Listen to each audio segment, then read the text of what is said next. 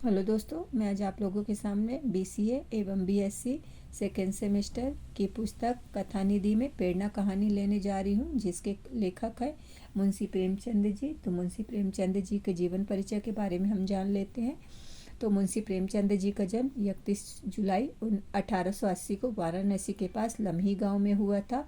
और ये जब 5 से 6 साल के थे तो इनकी माता का देहांत हो गया था। और जब ये थोड़ा बड़े हुए, मतलब 14 साल के हुए, तब इनके पिता की भी मृत्यु हो गई थी, जो कि डाक विभाग में क्लर्क थे। तो इन्होंने घर पर ही रहकर अध्ययन किया था और शिक्षा विभाग में डिप्टी सब इंस्पेक्टर के पद पर नियुक्त हो गए थे।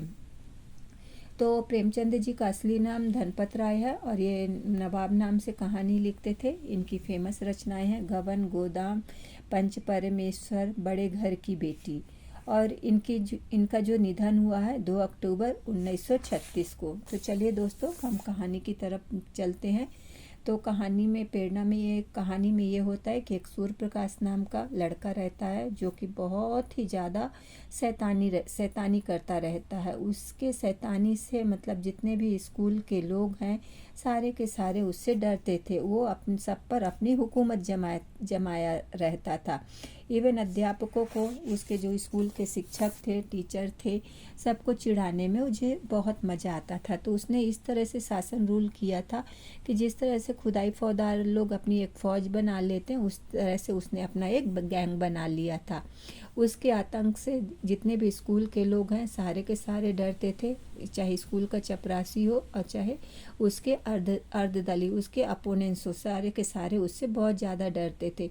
तो एक बार की बात है कि इंस्पेक्टर साहब स्कूल का मुआयना करने के लिए आने वाले थे। तो उसके जो मुख्य अधिष्ठाता है, उन्होंने सारे बच्चों को मतलब निर्देश दिया था कि आधा घंटे पहले स्कूल में आ जाए, क्योंकि मगर जो आधा घंटे पहले आने के लिए बात कही थी, मगर 10 बज गए, एक भी लड़का नहीं आया था। 11 बजे सारे छात्र इस तरह से मतलब स्कूल के अंदर आए जैसे कोई पिंजड़ा खोल दिया हो। तो इंस्पेक्टर साहब ने देखा कि बच्चे किस तरह से अंदर आ रहे हैं, कोई डिसिप्लिन नहीं है।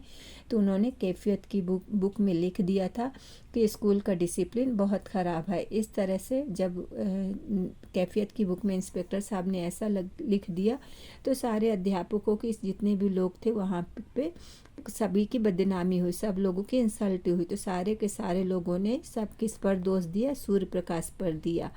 तो लेखक यहाँ पे बताते हैं कि मुझे अपने संचालन विधि पर बहुत ज़्यादा प्राउड था, क्योंकि उन्होंने ट्रेनिंग कॉलेज में इस विषय पर पॉपुलैरिटी हासिल की थी, फेमस थे। तो यहाँ पे लेखक का भी जो है संचालन जो था लोगों को ठीक करने के लिए, वो भी हार चुके थे। तो यहाँ पे अभी सूर्य प्रकाश के कारण किसी का दिमाग ही काम नहीं करता था कि इस शैतान बच्चे को कैसे ठीक किया जाए।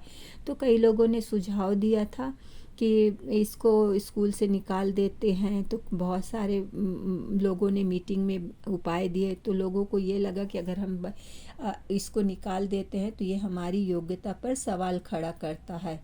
तो इसीलिए सभी लोगों ने मतलब अपने अपने दिमाग से उसको अपनी अपनी जो बात कहने की रखी कि इसको मारा जाए। तो वो मारना भी स्कूल के खिलाफ है, निकालना भी ये टीचरों की अयोग्यता का प्रश्न उठता है।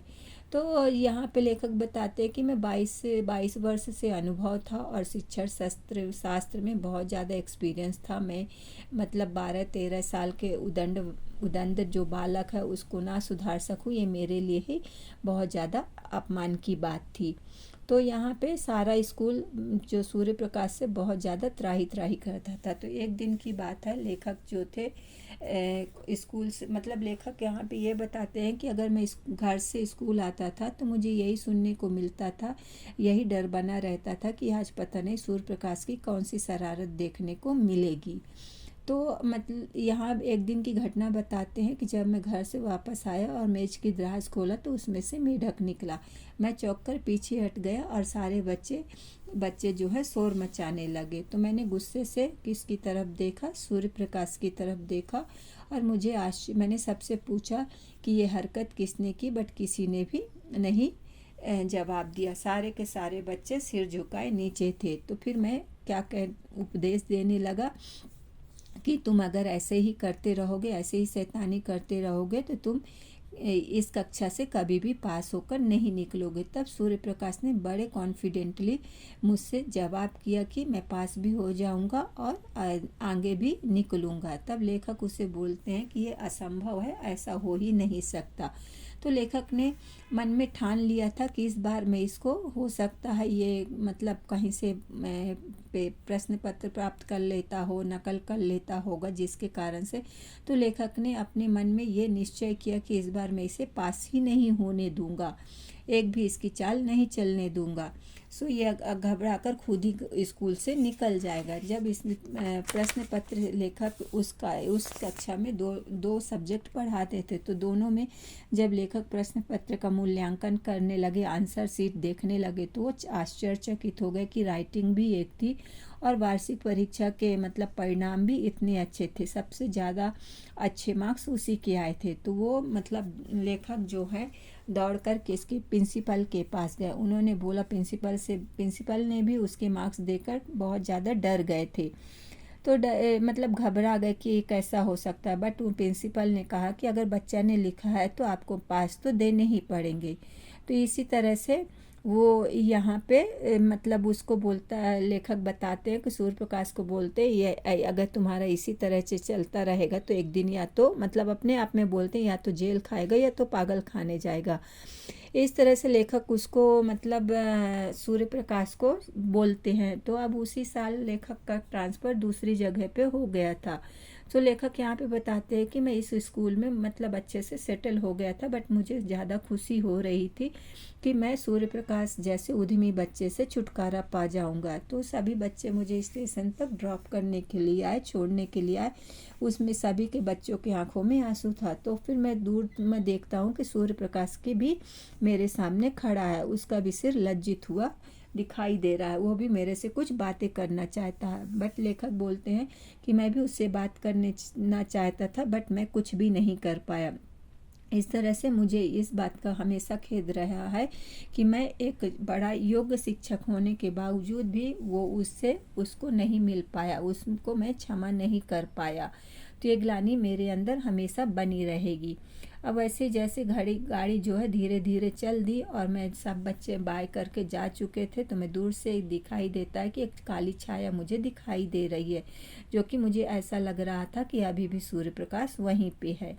तो यहाँ पे लेखक बता रहे हैं आगे कि यहाँ तक तो सूर्य प्रकाश का हो गया, फिर सूर्य प्रकाश से उससे मुलाकात नहीं हुई और लेखक को इस बारे में हमेशा खेद रहा कि मैं सूर्य प्रकाश से फाइनली बात क्यों नहीं कर पाया। तो लेखक अब यहाँ पे अपने नए स्कूल के बारे में बता रहे हैं कि जब नए स्कूल में गए तो वहाँ की चिंताएं अलग हैं, सब लोग अपनी तरफ आकर्षित करते हैं और यहाँ से मतलब पुराने स्कूल से ना तो किसी का पत्र आया ना तो कुछ भी आया। और कुछ 1-2 साल के बाद यहाँ पे मतलब मैंने अपने आप को सेट कर लिया और मुझे आगे की स्टडी के लिए कहाँ जाना पड़ा, इंग्लैंड जाना पड़ा, जो कि इंग्लैंड में मैं 3 साल तक रहा। जब वहाँ से लौटा तो मैं प्रिंसिपल बन गया। प्रिंसिपल बना तो उसमें मतलब मेरी जो आगे की बढ़ने की इच्छा थी वो हमेशा और आगे बढ़ने की रही आई है।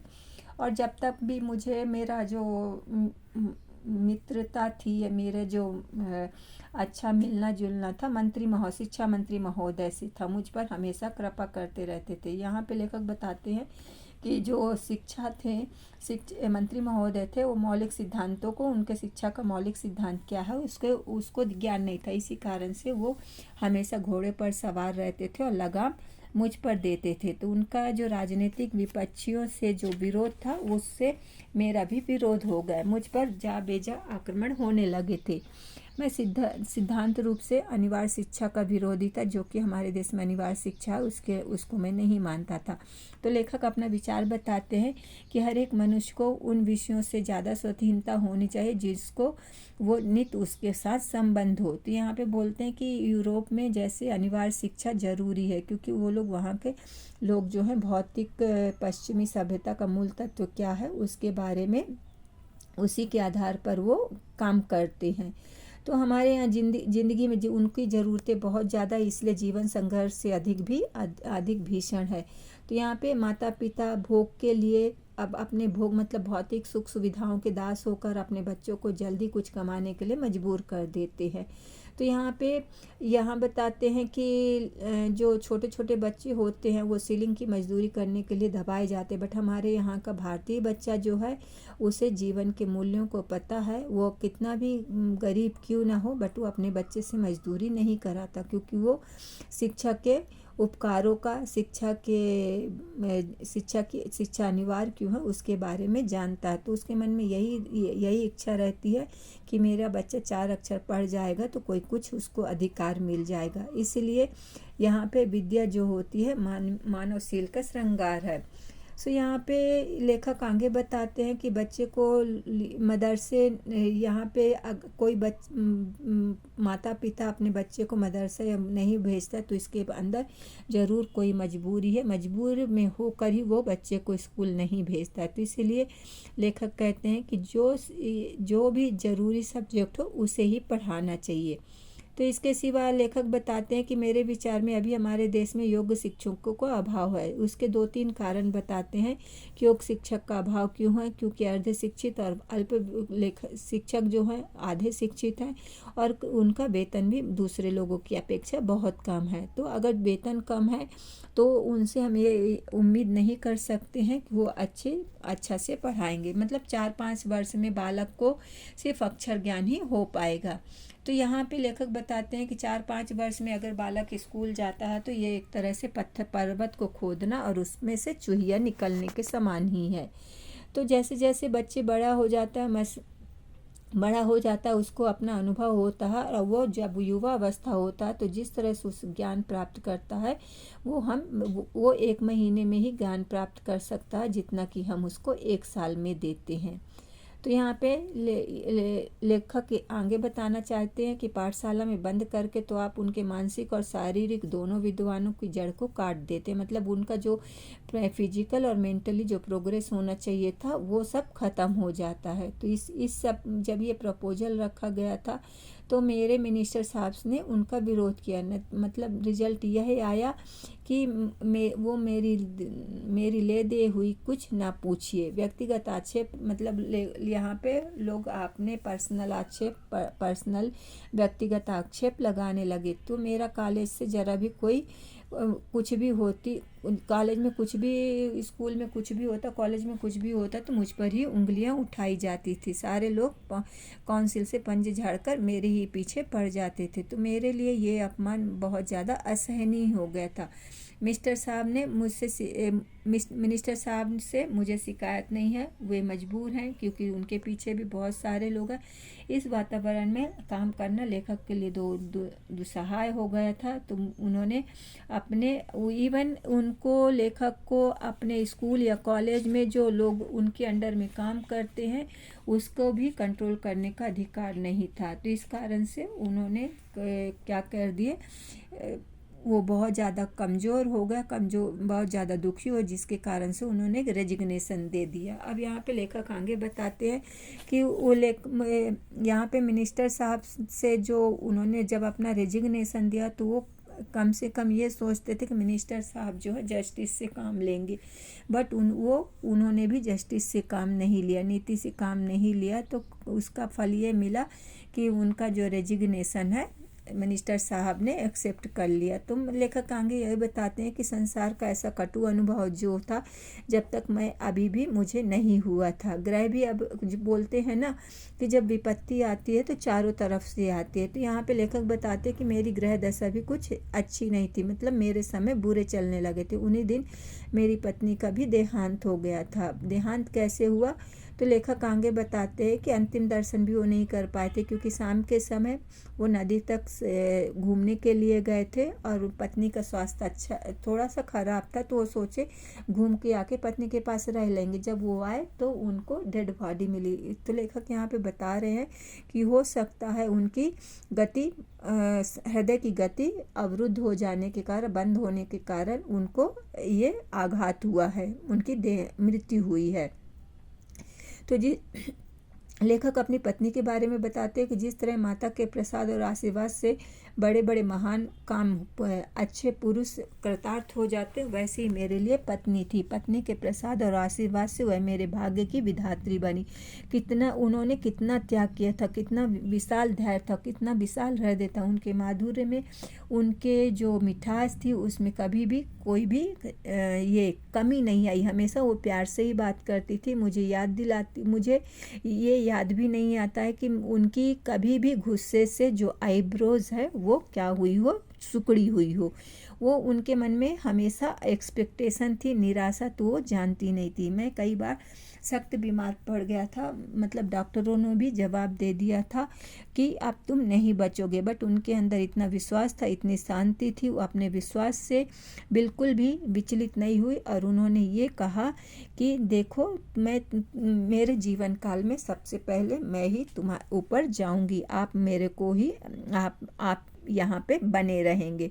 तो आखिरी फाइनली उन्होंने वैसे ही हुआ। तो यहाँ पे अब उनकी पत्नी के जाने के बाद जीवन कहाँ रह गया। खाने और सोने का नाम जीवन नहीं है, जीवन तो किसका नाम है, आगे बढ़ने का नाम है। तो इस लगन से लेखक ने वो गांव शहर सब छोड़ दिया, संसार से उनको विरक्तता हो गई और वो अकेले में जाकर जीवन व्यतीत करने लगे। दोनों ने एक छोटा सा गांव है जहाँ पे ऊंचे ऊंचे टीले और नीचे नदी बहती है, गंगा नदी। वहाँ पे एक छोटा सा घर बना लिया था और वहीं पे रहने लगे थे। बट व्यक्ति जो है बिना काम के रह नहीं सकता, तो काम करना तो मानव का स्वभाव होता है। तो बेकारी से जीवन कैसे कटता है इसका वो अच्छे से जानते थे। तो उन्होंने एक छोटी सी स्कूल खोल ली थी, पाठशाला खोल ली, एक वृक्ष के नीचे, एक पेड़ के नीचे। गांव के कुछ लड़के पहले आए, फिर उनकी पॉपुलरिटी बढ़ती गई। तो वैसे ही वो आसपास के गांव के लोग भी उनके पास पढ़ने के लिए आने लगे। तो यहाँ पे लेखक अपनी पत्नी के बारे में बताए हैं। अब यहाँ पे लेखक आगे की कहानी बताते हैं कि एक दिन में वो उसी पेड़ के नीचे अपनी कक्षा में पढ़ा रहा था कि एक मोटर कार आकर आगे रुकी, जिसमें डिप्टी कमिश्नर उतरे। मैं उस समय केवल एक कुर्ता और धोती पहने हुआ था। इस वेश में एक हकीम से मिलने में शर्म आ रही थी। तो डिप्टी कमिश्नर मेरे सामने आए। मैंने उनसे मतलब आंखें चुरा लिया कि मैं कैसी कपड़े पहना हूँ। तो उन्होंने मेरे पास, मैंने हाथ मिलाया सेकंड करने के लिए, बट उन्होंने मेरे से हाथ ना मिलाकर मुझसे क्या लिए, मेरे पैर पर उन्होंने अपना सिर रख दिया। मेरे मुंह से एक शब्द भी ना निकला अंग्रेजी। तो लेखक बताते हैं, मैं सभी चीज़ों को जानता हूँ, अच्छे से कर लेता हूँ, बट ये श्रद्धा के जैसे इन्होंने, अगर ब्राह्मण भी होता तो कोई मेरे से आशीर्वाद लेता है तो ये समझ में आता। बट मैं एक सिविलियन हूँ, एक डिप्टी कमिश्नर ब्राह्मण मेरे पैर छूता है, तो ये मेरे चिंता का विषय है। मैं अभी भी इसी विस्मय में था, इसी आश्चर्यचकित में था। तो डिप्टी कमिश्नर ने मुझसे पूछा कि शायद आपने मुझे पहचाना नहीं। तो उनके मुंह से आवाज़ सुनते ही मेरी स्मृति के नेत्र जो है लेखक के खुल गए। उन्होंने बोला, नहीं, मैं अच्छे से जानता हूँ। अच्छा, तुम सूर्य प्रकाश हो? तो बोलता, हाँ, मैं ही अभागा आपका सूर्य प्रकाश हूँ, 12-13 वर्ष हो गए हैं। तो सूर्य प्रकाश मुस्कुरा दिया। अध्यापक लड़कों को, तो यहाँ पे सूर्य प्रकाश बोलते हैं कि जो शिक्षक होते हैं वो बच्चों को पढ़ाकर भूल जाते हैं, बट जो बच्चे होते हैं हमेशा टीचर को याद रखते हैं। तो लेखक भी उसी विनोद से, उसी मजाक से बोला कि तुम जैसे नॉटी बच्चे को कोई कैसे भूल सकता है। तो यहाँ सूर्य प्रकाश बहुत ज़्यादा विनीत स्वर में था। उसे अपनी अपराधी जो उसने शुरू में बचपन में किया था, वो हमेशा मतलब बोलता था कि मैं आपसे माफ़ी मांगना चाहता था, लेटर भी लिखा, बट आप इंग्लैंड चले गए। जब इंग्लैंड से पाए तो मैं बधाई पत्र लिखने वाला था, मगर उसको पोस्ट नहीं कर सका क्योंकि आप प्रिंसिपल हो गए थे और मैं इंग्लैंड जाने को तैयार था। तो ऐसे में आपके लेख जो हैं पूरे पत्रिकाओं में पढ़ता था। फिर मुझे पता चला कि आपने रेजिग्नेशन दे दिया है और किसी गांव में चले गए हैं। तो मुझे 1 साल यहाँ पे आकर हो गया है और मैं जब से अभी मतलब यही आपको ढूंढता रहा हूँ, बट मुझे इसका थोड़ी सी भी अनुमान नहीं था कि आप मुझे इस यहाँ पे ऐसे मिल जाएंगे। ठीक, तो मैं बहुत ज़्यादा खुश हूँ। तो यहाँ पे लेखक जो बोलते हैं कि मुझे सूर्य प्रकाश की उन्नति को देखकर, उसकी प्रोग्रेस को देखकर इतना आश्चर्य हुआ कि अगर मेरा खुद का भी बेटा होता तो इतनी खुशी नहीं होती कि उस नाटी बच्चे ने इतना प्रोग्रेस कर लिया, इतनी ज़्यादा खुशी हुई। तो मैंने उससे पूछा तो उसने अपनी कहानी सुनाई। उसने क्या कहा कि सूर्य प्रकाश ने कहा कि मैं अपने एक भाई के यहाँ पे लेखक मतलब आगे बताते हैं कि मुझे यहाँ पे मैं अगर यहाँ पे बोलते हैं कि लेखक से पूछते हैं सूर्य प्रकाश जी कि क्या कहते हैं आपकी ये दुर्दशा कैसे हुई। तब वहाँ पे बोलता है कि मेरे ही एक भाई ने मेरे साथ घात किया, मतलब विश्वासघात किया, जिसके कारण से मेरी ये दशा। तब यहाँ पे सूर्य प्रकाश बोलते हैं कि अगर मैं मिनिस्टर साहब से मिलूंगा तो ज़रूर पूछूंगा। तब लेखक बोलते कि नहीं नहीं, तुम मत पूछना, उस समय उनका वह कोई दोस्त नहीं, हो सकता है उनकी वो जो सिचुएशन रही होगी वही उनकी रही होगी। तो और मुझे अपनी स्वार्थ लिप्सा और पद लिप्सा से मैं इस कंडीशन पे पहुंचा हूँ, जो कि अब मैं बनावटी नहीं कहता, एकदम सत्य कहता हूँ। मुझे यहाँ जो शांति है वो और कहीं पे नहीं। मैं एकांत जीवन में मुझे सभी तत्वों का ज्ञान हो गया है, सभी चीज़ों के मैं जानकारी हो गई है। तो ये यहाँ पे बोलते हैं कि अगर लोगों को पद लिप्सा होती है, स्वार्थी होते हैं, पैसे की लालसा होती है, तो दिन प्रतिदिन बढ़ती ही रहती है। मैं भी ऐसा ही था। मैं एक सीढ़ी से दूसरी सीढ़ी ना चढ़कर पहली सीढ़ी पर पैर रखकर और आखिरी सीढ़ी पर पैर रखना चाहता था, जिसकी वजह से यहाँ पे हुआ। मैंने अपने को कुचल कर ही लक्ष्य तक पहुँचने का वो मतलब काम किया था। तो ये सब बताते हैं। तो वो बोलता है कि मैं हिंसक जानवरों से, हिंसक पशुओं से घिरा हुआ था, अब मैं अपना एकांत जीवन व्यतीत कर रहा हूँ, तो मेरे अंदर बहुत ज़्यादा संतोष है। तो यह देखकर सूर्य प्रकाश के चेहरे पर मैंने देखा तो उसने देखा कि उसके अंदर एक कपट वाली मुस्कान थी। तो मैं शायद, मुझे ये लेखक बताते कि वो मुझे ये दिखाने आया था कि आप मुझे क्या समझते थे और मैं क्या हो गया। ओके। तब यहाँ पे लेखक बोलते कि मुझे उस समय जब मैंने बताया तो अपनी भूल का एहसास हुआ, तो मैं तुमसे उससे पूछा कि भाई तुम्हारी ये पलट काया कैसे हो गई है, तुमने ऐसी कैसे कर लिया। तुम्हारी शरारतों को देख याद करता हूँ तो अभी मेरे रोए खटक खटक खड़े हो उठते हैं। तो किसी देवता के दान के सिवा और यह विभूति प्राप्त नहीं हो सकती। तो सूर्य प्रकाश हंसता है और बोलता ये आपका ही आशीर्वाद है। तब मैंने उससे बहुत पूछा। तब सूर्य प्रकाश बताता, अपनी कहानी सुनाता है कि आपके चले जाने के बाद मेरा भाई स्कूल में दाखिल होने के लिए आया था। उसकी उम्र 8 से 9 वर्ष था। प्रिंसिपल साहब उसे हॉस्टल में नहीं रख लेते थे, मामा ने उसके ठहरने का प्रबंध नहीं करते थे। तब मैंने प्रिंसिपल साहब से कहा कि मेरे कमरे में ही ठहरा दीजिए। तो प्रिंसिपल साहब ने इसे स्कूल के और हॉस्टल के नियम के अगेंस्ट बनाया। तो मुझे गुस्सा आ गया और मैंने हॉस्टल छोड़कर एक कमरे में किराए से ले लिया। जब मैं किराया से ले लिया तो उसकी माँ पहले से ही मर चुकी थी और इतना दुबला पतला और कमज़ोर गरीब लड़का जैसे दिख रहा था। तो पहले ही दिन पर मुझे उस मोहन पर दया आ गई और हमेशा वो आए दिन कहीं ना कहीं बीमारी पड़ता रहता था। शाम जैसे ही शाम होती थी तो उसे नींद आने लगती थी, भोजन बहुत मुश्किल से करता था और बहुत देर तक सोता रहता था। तो रात को अचानक सडनली उठ जाता था और मेरे गले पे आके लिपट जाता था। तो ये सब हरकतें देखकर मुझे उस पर क्रोध कभी भी नहीं आया। मैं कहीं नहीं यहाँ पे सूर्य प्रकाश लेखक से बताते हैं कि मुझे पता नहीं कि मुझे उससे इतना ज़्यादा प्रेम कैसे हो गया। जहाँ मैं पहले 9 बजे सोकर उठता था, अब सुबह उठने लगा, उसके लिए दूध गर्म करता, पानी गर्म करता, उसका हाथ मुंह धुलाता, नाश्ता बनाता, उसके स्वास्थ्य के लिए अच्छा करता, उसे अर्ली मॉर्निंग वॉकिंग के लिए ले जाता, उसे घंटों पढ़ाया करता। तो मुझे अपने दायित्व का इतना ज्ञान हो गया था कि मतलब मुझे खुद में आश्चर्य होने लगा कि उसकी शिकायत जो होती थी तो मेरे प्राण नखों में समा जाती थी। तो डॉक्टर के पास दौड़ता, दवाई लाता और मोहन को खुशामद करके, मतलब उसकी खुशी के लिए, उसकी इच्छा पूर्ति करने के लिए उसे दवाई पिलाता। ये चिंता हमेशा मुझे बनी रहती थी कि कहीं ना कहीं कुछ ना हो जाए, मेरे सिवा उसका दूसरा कोई नहीं है। तो यहाँ पे हमेशा मेरे दोस्त मुझे चिढ़ाते थे कि तू तो उसकी क्या बन गया है, आया बन गया है, बूढ़ी दाई कहकर चिढ़ाते थे। मैं हंसकर टाल देता था। तो मैंने एक मेरे सामने वो मतलब मेरे दोस्त जो हैं कभी भी कोई अनुचित शब्द नहीं निकलते थे। तो यह शंका होती थी कि अगर मैं कुछ भी अनुचित शब्द कहता हूँ तो मेरा देखा सीखी वो मोहन भी समझेगा। तो वो मोहन जो है मुझे अपना आदर्श समझता था, और मैं तो इसीलिए मैं अपने चरित्र को सुधारता था। तो पहले मैं जो 9 बजे सोकर उठता था, मटर गश्ती करता था, नई नई शरारतें और प्लान आइडियाज़ बनाता था, अध्यापकों को चिढ़ाया करता था, ये सारे सिद्धांत मेरे शत्रु बन गए। अब मुझसे बढ़कर उस नियम का रक्षक कोई भी नहीं था। तो यहाँ पे लेखक बोलते हैं कि जैसे मतलब वो एक बड़े भाव सरल भाव से पूछता है कि परमात्मा मोहन पूछता है कि भैया परमात्मा सब जगह रहते हैं, ठीक है ना, तो मेरे साथ भी रहते होंगे। इस प्रश्न का मजाक उड़ाना वो सूर्य प्रकाश बोलता कि मोहन का मैं इस प्रश्न का जवाब मजाक उड़ा ही नहीं पाया। मैं कहता था हाँ, परमात्मा तुम्हारे अंदर हमारे अंदर सबके अंदर रहते और हमारी सबकी रक्षा करते हैं।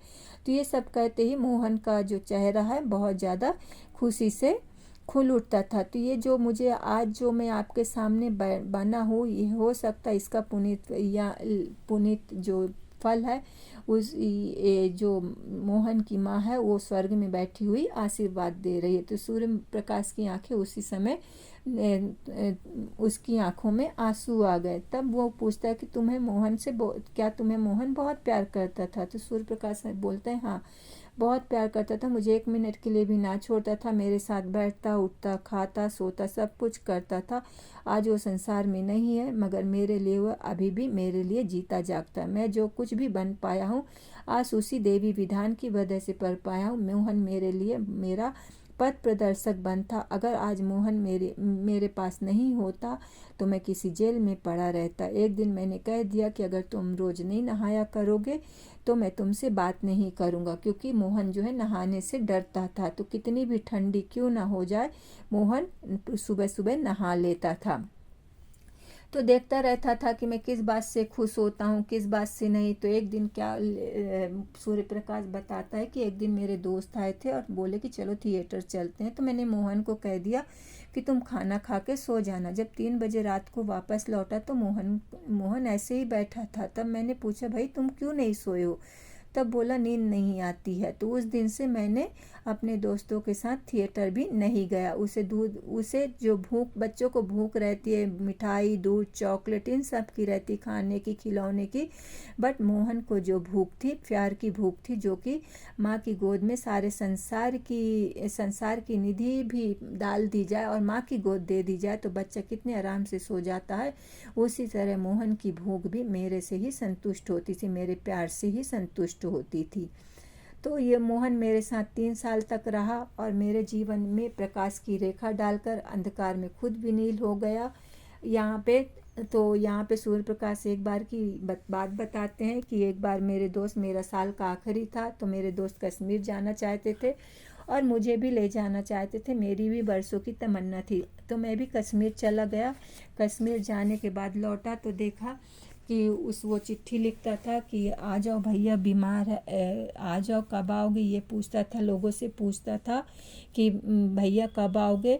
जब मैं कश्मीर से लौटा तो देखा कि उसका चेहरा जो है, उसकी आंखें जो है मुझे ही ढूंढ रही थी। उसके सूखे चेहरे पर वो जो आनंद खुशी की चमक जाग उठी थी। तब मैं भी इस कश्मीर में मोहन को बहुत याद करता था। तो वहाँ पे उसने मुझे बोला कि तुमने अपनी हालत कैसे बना ली है, ये कैसे कर लिया। तब यहाँ पे मोहन बताता है कि आप तो मुझे छोड़कर चले गए थे, अब मैं दूसरे लोक में जाना चाहता हूँ। तो उसके सामने मृत्यु मंडरा रही थी। तो यहाँ पे सूर्य प्रकाश बोलता है कि मैं अब सोचता हूँ कि मैं अगर कश्मीर नहीं गया होता तो मोहन आज मेरे साथ ही होता। तो ये दुख कहानी देखकर उसको मैं रुलाना नहीं चाहता था। मेरे चले जाने के बाद मतलब मैं जब गया कश्मीर, तो मोहन को उसके पापा के पास छोड़ दिया। तो मोहन खाता पीता भी नहीं था, दुखी में रहता था, दिन भर पढ़ाई करता रहता था। वो हमेशा मुझे ये दिखाना चाहता था कि मैं एक साल की पढ़ाई 1 महीने में ही ख़त्म कर लूँ और भैया से शाबाशी पाऊँगा कि भैया मुझे प्यार से कुछ गिफ्ट देंगे, ये सब करेंगे। तो एक दिन उसे टाइफाइड हो गया और टाइफाइड होने के बाद वो जो टाइफाइड है, कितनी भी दवाई कराएं वो टाइफाइड उसका निकला नहीं और उसकी जान लेकर ही वो गया है। तो इस तरह से जो मोहन है, मोहन मेरे जो ये ज़िंदगी में एक प्रेरणा बनकर आया है। मैं से तो यहाँ पे लेखक बताते हैं कि उस दिन के बाद सूर्य प्रकाश से मैं बहुत बार मिल चुका हूँ, बट मुझे सूर्य जो मुझे मिले नहीं जा। तो इस लेखक यहाँ पे बताते हैं कुछ दिन से मैं कई बार सूर्य प्रकाश से मिल चुका हूँ, जब भी वो इस तरफ आता है तो मुझसे मिले नहीं जाता। तो मोहन को आज भी वो अपना इष्ट देव समझता है, इसलिए समझता है कि मोहन की वजह से ही आज वो डिप्टी कमिश्नर बन पाया है। तो इसलिए किसी के जीवन में कोई आ जाता है तो उसके जीवन को बदल कर रख देता है। तो दोस्तों, आप लोगों को ये कहानी कैसी लगी ज़रूर कमेंट्स करके और लिख कर बताइए। लाइक करिए, कमेंट्स करिए, सब्सक्राइब करते रहिए। धन्यवाद।